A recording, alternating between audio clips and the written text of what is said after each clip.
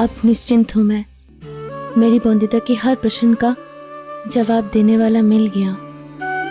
ये उसके तर्क पे हाथ नहीं उठाएगा, बल्कि तर्क से समझाएगा उसे।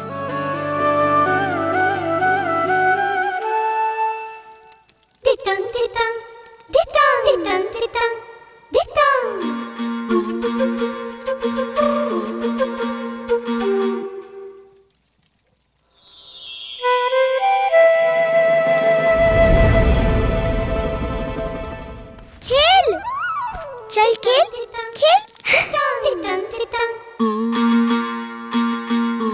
खेलोगे पति बाबू? नहीं नहीं, तुम खेलो। खेलना नहीं आता तो मैं सिखा दूंगी। नहीं नहीं, मेरा मन किताब पढ़ने का ही है।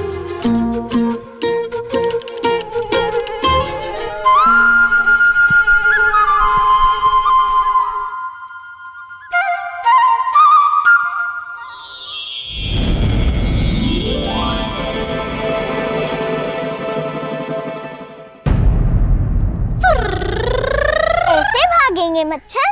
तो कैसे भागेंगे? ऐसे भागेंगे, अपनी जेब में डाल कर रखिए इसे, मच्छर पास नहीं आएंगे। माँ का नुस्खा है, काम न किया तो नाम बदल देना।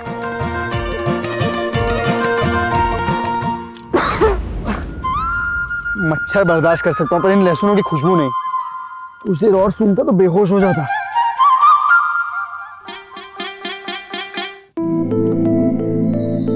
माफ कीजिएगा जमाई बाबू, आपको सोने में इतनी तकलीफ हो रही है। इस गांव में आपके लायक इंतजाम करे भी तो कैसे? ना, चिंता ना कीजिए, देर सवेर नींद आ ही जाएगी। और वैसे भी आज रात की तो बात है, सुबह लौट कर जाना ही है।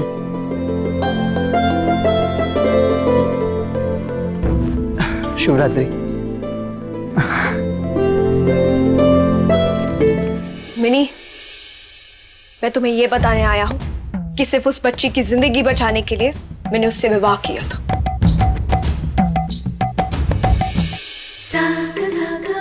जानती हूँ, वरना सुंदरता में है क्या कोई मेरे जैसा जो तुम्हारी नजर चाहे किसी और को?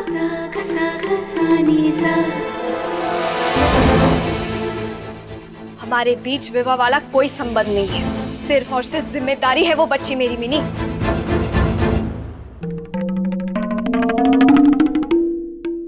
माफ करोगे अपनी मिनी को अनिरुद्ध?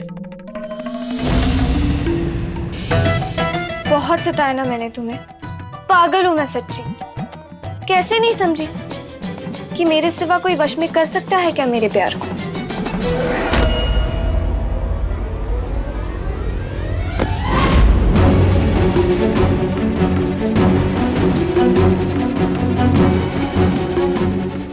ठीक है।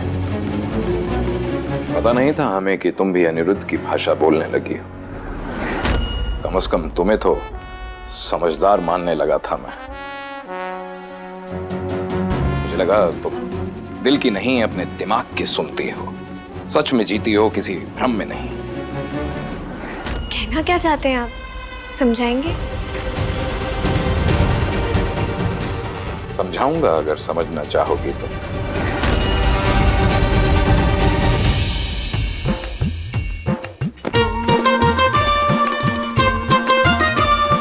बोंदिता, बोंदिता,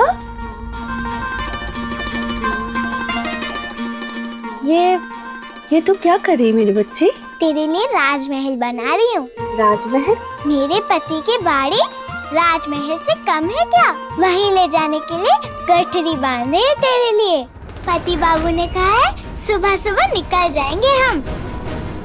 बोंदिता, अगर मैं तुझसे कहूँ कि मैं तेरे साथ नहीं जा सकती तो गठरी में बांध कर ले जाऊंगी। भूल गए अपना वादा? पति बाबू भी क्या अपना वादा तोड़ेंगे? कह दिया उन्होंने भी, मोटर गाड़ी में बैठकर हम दोनों साथ में जाएंगे। अनिरुद्ध हमारी बहू को यहाँ लेकर आए और आपसे साथ चलने को कहे तो आप सीधा इनकार कर दीजिएगा। अपनी बेटी को कैसे समझाना है वो हमें बताने की जरूरत है।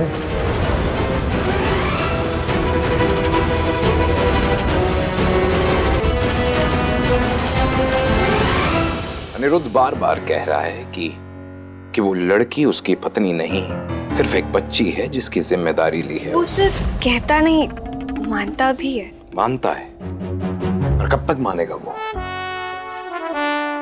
आज बच्ची है वो, पर 6-7 साल के बाद तब भी बच्ची रहेगी क्या? नहीं। उसकी उम्र उतनी होगी जितनी आज तुम्हारी है मिनी। तब भी क्या उन दोनों के बीच का रिश्ता जिम्मेदारी का रहे? पर अनिरुद्ध मुझसे प्यार करता है।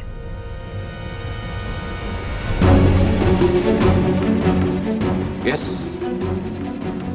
करता है वो तुमसे प्यार, और कोई मना नहीं कर सकता इस बात पर समाज के लिए प्यार बड़ा है कि शादी?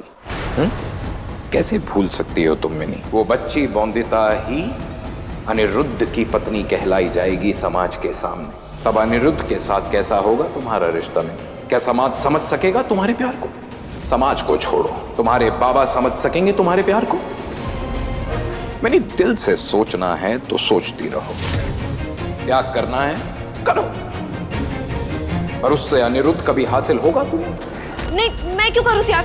मुझे मेरा अनिरुद्ध चाहिए, और उसे कैसे हासिल करना है ये भी अच्छे से जानती हूँ। आने दो अनिरुद्ध को। अब खुद देखना नहीं सौदामिनी को, जो बहुत अच्छे से जानती है कैसे छीनना है अपनी प्यार को।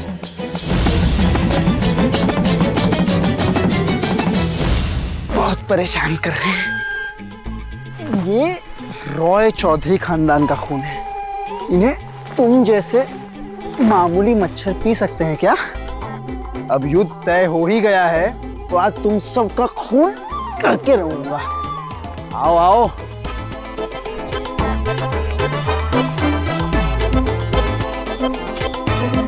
तेरा भी खून करूंगा।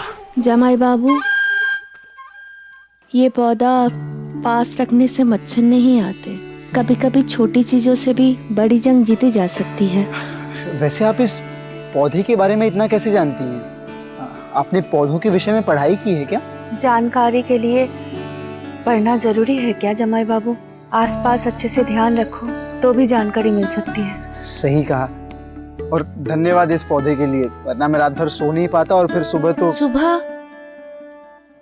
सुबह आपके जाने से पहले मैं कुछ जानना चाहती हूँ। जमाई बाबू, आप मेरा बहुत मान सम्मान करते हैं। क्या आपके घर के सारे सदस्य मुझे वैसे ही मान सम्मान दे पाएंगे? क्या आपके घर के हर सदस्य को इस बात से आपत्ति नहीं होगी जमाई बाबू कि एक विधवा माँ अपनी बेटी के साथ उसके ससुराल में रहेगी? क्या आपकी तरह बाकी सब मुझे भी घर का सदस्य मान पाएंगे? समधन जी को बोल देना कि अपना दिल मजबूत कर लें। ये सब समाज के ताने उन्हें ही तो सुनने पड़ेंगे ना। लेकिन बेटी के ससुराल से तोहफे कोई कैसे ले सकता है? कैसे बेशरम लोग होंगे मायके वाले जो बेटी के दिए हुए तोहफे लेंगे। तो सुन लो, इस घर में उस लड़की की माँ एक कदम भी नहीं रख सकती है, कि हमने कह दिया आज। एक विधवा का जीवन दूसरों के बनाए हुए लकीरों में सिमटा हुआ रहता है। बहुत मुश्किल से संभाल के रखा है अपने आत्मसम्मान को। क्या वो भी छीन नहीं जाएगा मुझसे अगर मैं अपनी बेटी के साथ उसके ससुराल में रहने लगी तो? मेरे पास कुछ भी अच्छा नहीं है मेरी बोंदिता को देने के लिए, कुछ भी नहीं है। और अगर उसे अच्छा नहीं दे सकती तो फिर उसे बुरा सुनने को भी क्यों दूं मैं? मेरे वजह से उसे समाज के ताने सुनने पड़ेंगे। क्या इससे मुझे खुशी मिलेगी जमाई बाबू? जानती हूँ मैं अपने भाई के सहारे हूँ, पर फिर भी यहाँ समाज की नजरें झुकी तो रहती है। पर मैं अगर मेरी बेटी के साथ उसके ससुराल में रहने लगी तो समाज की नजरें उठेगी और मेरी झुकेगी, और हर समय शर्म से आग झुका करके जीना पल पल मरने के बराबर नहीं होगा मेरे लिए जमाई बाबू। आप बताइए। मेरी बोंदिता मुझसे बहुत प्यार करती है। वो कहती है वहाँ मिठाई, राजभोग, फल सब खाने को मिलेगा, लेकिन बिना सम्मान के राजभोग भी जहर नहीं होगा मेरे लिए। उतरेगा एक निवाला मेरे गले के नीचे से। बताइए जमाई बाबू। पर माँ आप ही बताइए, बोंदिता को आपकी जरूरत नहीं होगी? बोंदिता को मेरी जरूरत थी, पर अब नहीं। अब आप हो उसके साथ, एक दीवार की तरह, एक छत की तरह। उस पे आने वाली हर मुसीबत को आपने अपने ऊपर ले लिया है। अब आप हो उसके साथ तो मुझे कोई चिंता नहीं है जमाई बाबू। अब उसे उसके माँ की नहीं, बल्कि आपके साथ की जरूरत है, आपके हाथ की जरूरत है, जिसे थामकर वो जीवन में आगे बढ़ पाए। आपसे विनती है जमाई बाबू, माँ देने के बजाय, कमजोर करने के बजाय उसे हिम्मत दीजिए, ताकि वो जिंदगी में आगे बढ़ पाए। उसे किसी सहारे की जरूरत ना हो। क्या आप नहीं कर सकते ये मेरी बोंदिता के लिए? अभी ये सिर्फ आपके हाथ में है जमाई बाबू। पर माँ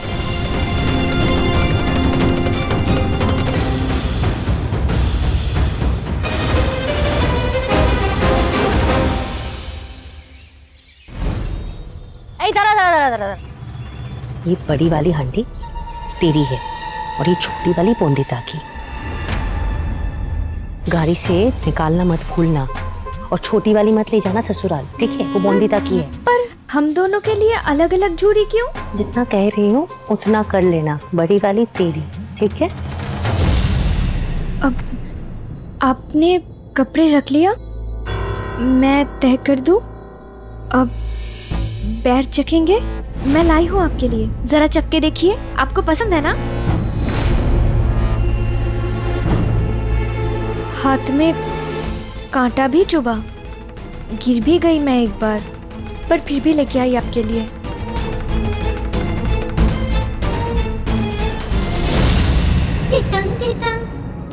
माँ का तो सामान रख दिया। माँ का तो सामान रख दिया, पर तेरी माँ को ले जाने वाला कहाँ है तेरे जमींदार बाबू? चौपाल में लोग बोल रहे हैं जमाई बाबू तो सुबह ही गाड़ी लेके कहीं चले गए।